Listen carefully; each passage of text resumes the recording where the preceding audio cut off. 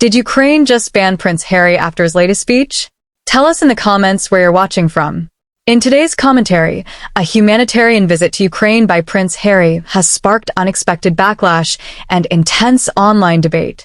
The Duke of Sussex traveled to Kyiv to support landmine clearance efforts with a Halo Trust, continuing a long-standing focus on post-war recovery work.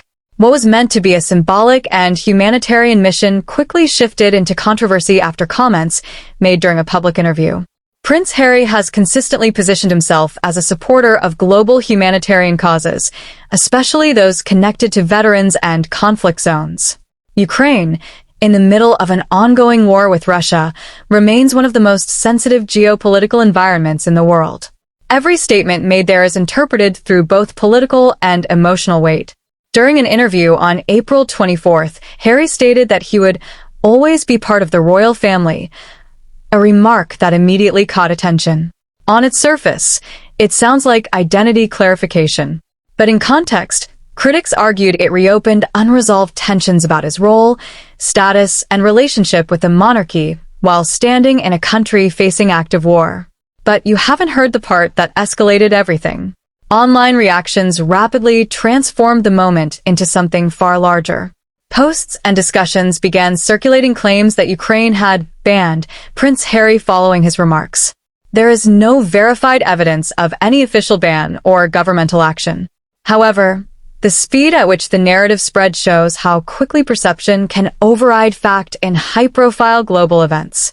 What actually appears to have happened is more subtle: a shift in tone, increased scrutiny, and a growing discomfort in certain online and media spaces about whether the statement aligned with the purpose of the visit.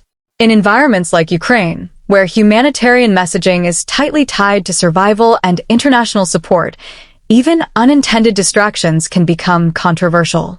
Think of it like stepping into a battlefield briefing and suddenly shifting the conversation to personal identity. The room doesn't explode. It just goes quiet in a way that says everything. Prince Harry's connection to the Halo Trust is not new. His involvement continues a legacy of landmine awareness work associated with Princess Diana. On paper, the visit remains consistent with his long-term advocacy. But perception in conflict zones is rarely shaped by history alone. It is shaped by timing, wording, and context. And that is where the tension builds. Because Harry exists in a complicated public position.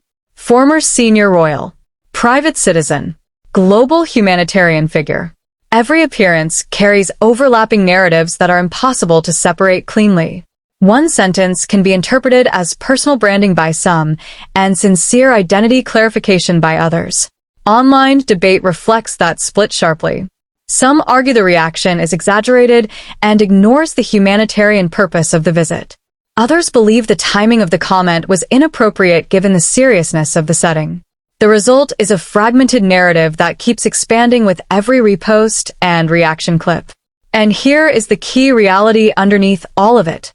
There was no official ban, no confirmed governmental action, but the story still changed shape. Because in modern public life, especially in politically sensitive environments, perception spreads faster than clarification ever can. What remains is not a decision written in policy. It is a moment interpreted in multiple ways, none of them fully in control of the person who said it. And sometimes, that is all it takes for a story to take on a life of its own. If you thought that was wild, hit subscribe and drop a comment below. And wait until you see what other parts of this visit are now being re-examined after the fact, because this may not be the only moment that gets reinterpreted.